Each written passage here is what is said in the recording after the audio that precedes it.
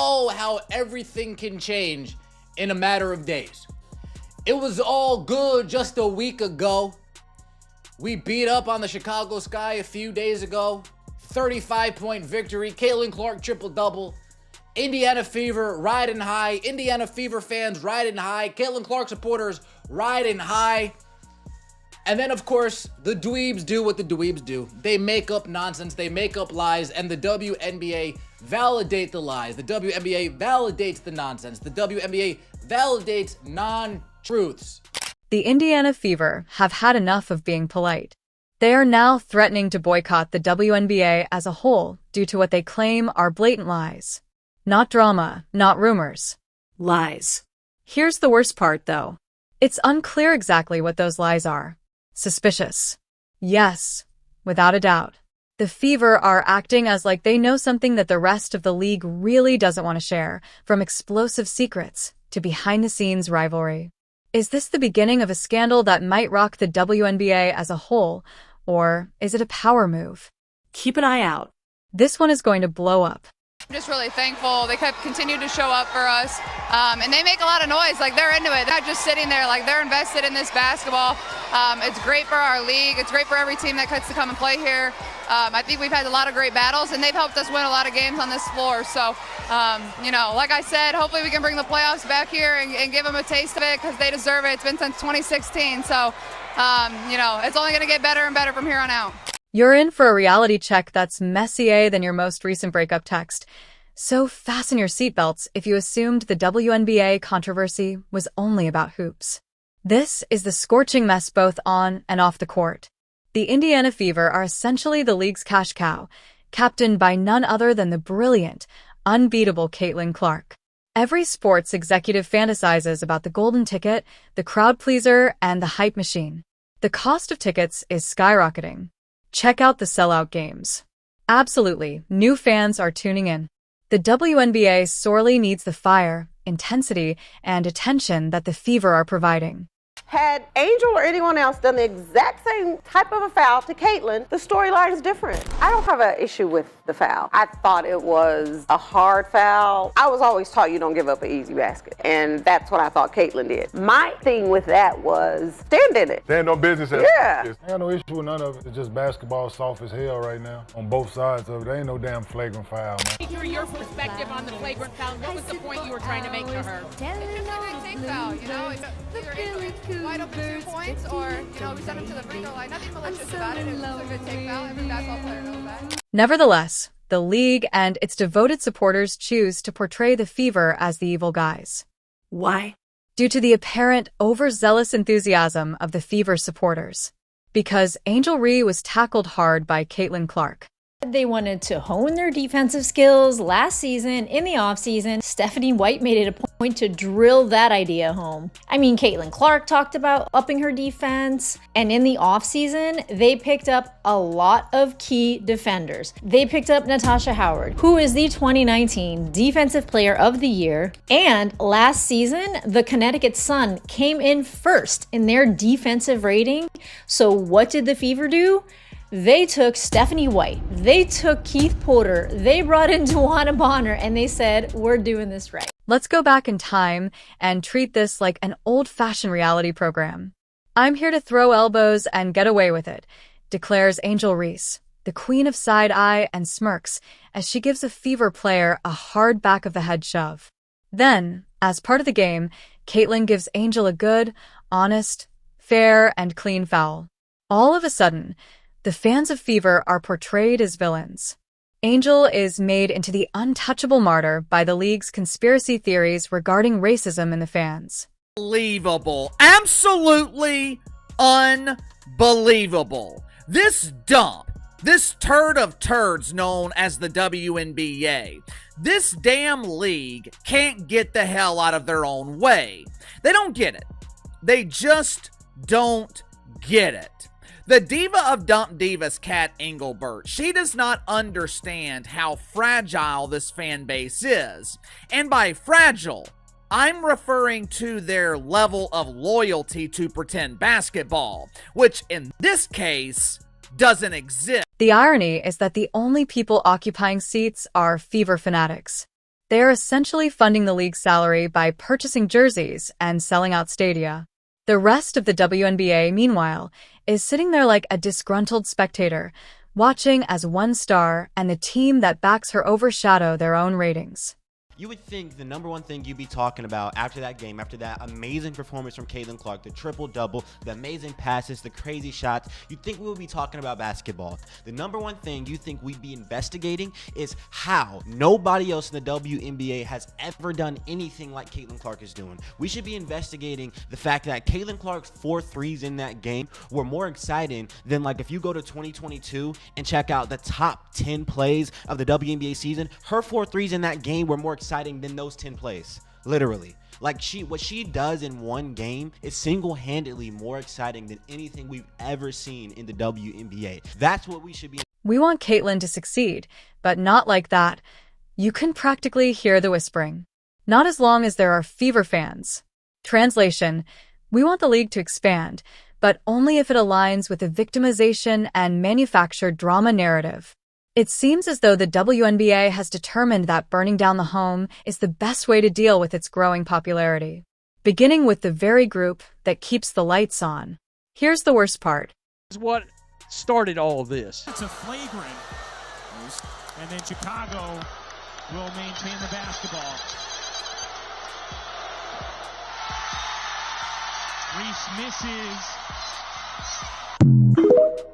Okay, that was it. That noise you heard right there that sounds a little bit like a dolphin was actually a YouTuber called Flight Reacts. A laugh. All right, a laugh.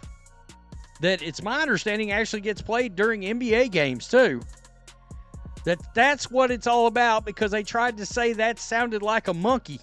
The same supporters who turned out in large numbers to cheer on their side are the ones who have been accused of racism. What is actually happening then? Is this about race, or is it about control, jealousy, and a healthy dose of resentment against Caitlin's soaring celebrity? Do you want drama?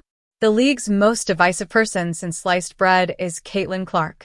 Whether you like her or not, the league's favorite nemesis is Angel Reese and the supporters of Fever. They seem to be the scapegoats for every bit of stress that arises. Here's the reality, though. The WNBA might still be attempting to fill half-empty gymnasiums with free ticket signs and awkward silence in the absence of Caitlin and the Fever. Now, when it's booming, the same individuals who ought to be having fun are attempting to call off the celebration. Thus, the Fever continues to score on the court and in the hearts of supporters as the league falters. Because in the end, the real game cannot be stopped by any amount of trivial drama.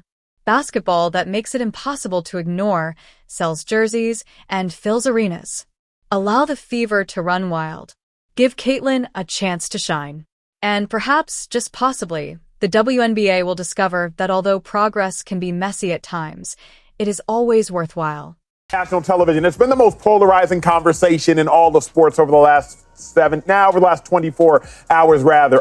Angel Reese, many would suggest that she overreacted, but Slick, do you have an issue with Angel Reese's reaction to Caitlin Clark's flagrant foul? Yes, and I have an issue with the way she reacted. I have an issue with the way it's being handled by her, by the Chicago Sky, everybody involved.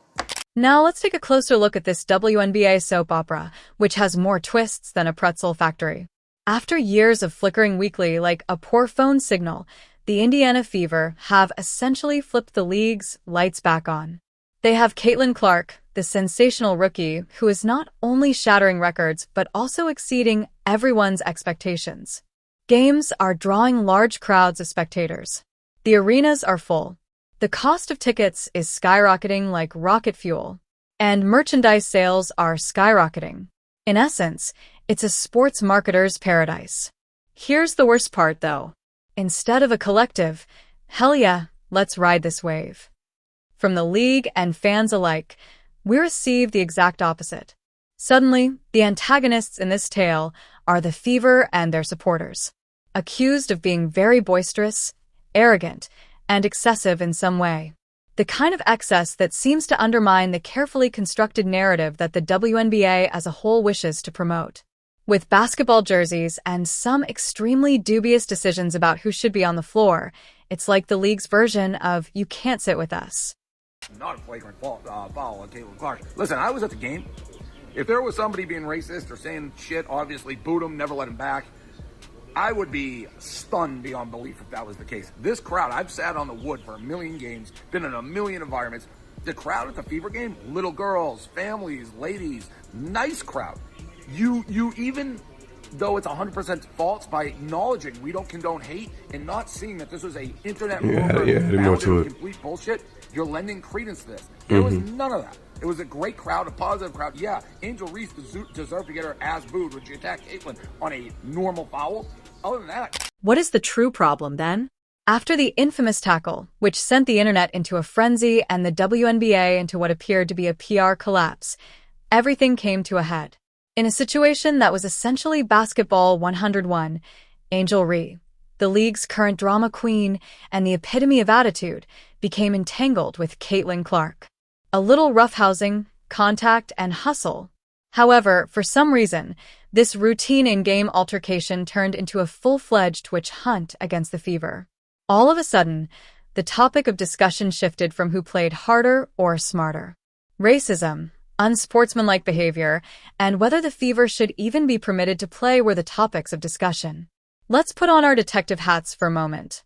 When Angel Reese shoves a Fever player, the whole thing begins. A cheap shot, if you will, a clear maneuver. Angel is unharmed. No headlines criticizing her for dirty play, no suspension. However, Caitlin reacts with a strong legal tackle straight out of a textbook. Fans of the Fever are accused of racism. The media jumps into the fervor like it's the season finale of a reality TV show when the league stirred up controversy regarding fan behavior. You begin to wonder if a noon discussion show was inadvertently switched with the sports channel. Today, the WNBA is investigating alleged racial comments that were directed at WNBA player Angel Reese by fans yesterday at the Gainbridge Fieldhouse. Actually, that game was on Sunday. The Players Union says it supports, on Saturday rather. The Players Union says it supports the investigation and condemns all forms of hate and discrimination. This is where the plot becomes more complex, though. The Fever are more than just the newcomers. Arenas are humming once more because of them. Not so much the rest of the league. You have to wonder why Fever fans are now the focus of attention when they are the ones who are actually attending. It's similar to attributing the enjoyment of a party to the loudest, most enthusiastic bunch. As their seats remain vacant and their merchandise collects dust, other teams and fan bases remain mute spectators. Remember Caitlin Clark's influence on the sport itself as well. She does more than simply play hoops. The story is being redefined by her. This rookie is taking the stage, changing the script, and ensuring that everyone knows she's here to stay in a league where veterans were meant to be in the spotlight. She's breaking viewership records, selling out venues, and generating an unavoidable buzz. However, she and the Fever encounter opposition rather than celebration. Jealousy, territorialism, and, to be honest, some resentment are the main causes of resistance. It seems as though the rest of the league has forgotten that competition is meant to propel sports ahead rather than imprison it with trivial grievances and inflated drama. People just aren't used to the heated intensity of a great rivalry. But in the NBA, we had MJ and the Pistons, we had Bird and Magic. We're kind of used to it. As Caitlin Clark and Indiana hammered the Chicago Sky, it was like 4.5 minutes left in the third, there was a foul. It should not have been upgraded to a flagrant foul. It was a foul. And I really think if you truly respect women's basketball, let them play. Sort of like guys. Rivalries equal ratings. Sports is better with intensity. Animosity is part of it. This is okay. Who cares if Angel Reese does it like Caitlin Clark? It's not soccer. The media circus comes next. The story changes from game on to who'll initiate the next rivalry each time the Fever strikes the court. It seems like the league is now more about who can throw the best shade while keeping a flawless Instagram feed than it is about basketball. Caitlin Clark and the Fever are cast as the adversaries, while Angel Reese, with her dramatic flair, receives royal treatment as the league's IEG girl. A narrative that is almost laughable in its predictability.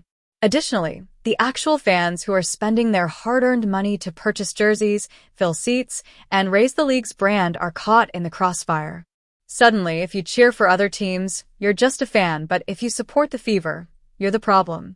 Here, there is an obvious double standard. It's similar to being advised that you can only support your favorite if you do so discreetly, courteously, and without really winning. This leads us to the most shocking part. It seems that the league wants to undermine its own achievements. The WNBA can expand, draw in new fans, and compete with any sport for respect and attention, as demonstrated by the Fever and Caitlin Clark. However, some appear committed to maintaining the status quo, clinging to antiquated narratives and internal politics that are more detrimental than beneficial, rather than embracing that achievement. Of this audience, they have no loyalty to the WNBA. Their loyalty lies with Caitlin Clark, and that loyalty, it is not guaranteed to extend to the rest of this putrid league. No one is loyal to the dump. No one cares about the WNBA. Consider the wider picture. The league sorely needs the fresh perspectives, vitality, and sound that the Fever are bringing it. Sales of tickets are soaring. The merchandise is selling out quickly. The buzz on social media is enormous. Additionally, the media narrative is fixated on conflict, controversy, and the initiator. Because it seems that a narrative about drama and division is far more clickable than one about development and excitement. It's also important to consider how all of this contributes to broader discussions about fandom, sports culture, and the fight for legitimacy. Players like Caitlin Clark are the reason the WNBA is gaining popularity as it battles for a spot in the congested sports scene. They are targeted by jealousy and antiquated gatekeeping rather than being praised as trailblazers. In the meantime, despite dubious behavior and encounters that wouldn't be acceptable in most other leagues, Angel Ree and her army of fans are being shielded as though they hold the keys to the kingdom. Unquestionably, there is a double standard, and it sends a hazardous message that hard effort and talent might not be sufficient if you don't match the desired narrative. Yeah, you can just feel the energy from the crowd, like they're also just itching for it, and that's not why you play. But I feel like that's the part of the game I take a lot of pride in. I want to be able to do a lot of different things for this team, and honestly, when I think I get the ball off of a missed shot, off the rebound, I think it's other teams have a really hard time stopping us in transition, and I can just pitch it up to my teammates to find ways. Fever supporters who have been steadfast in their support are being demonized for their fervor. The good effects of the Fever are frequently overlooked in favor of fabricated controversies in the media portrayal. Shooting the messenger, or in this case, the messengers, is a classic situation.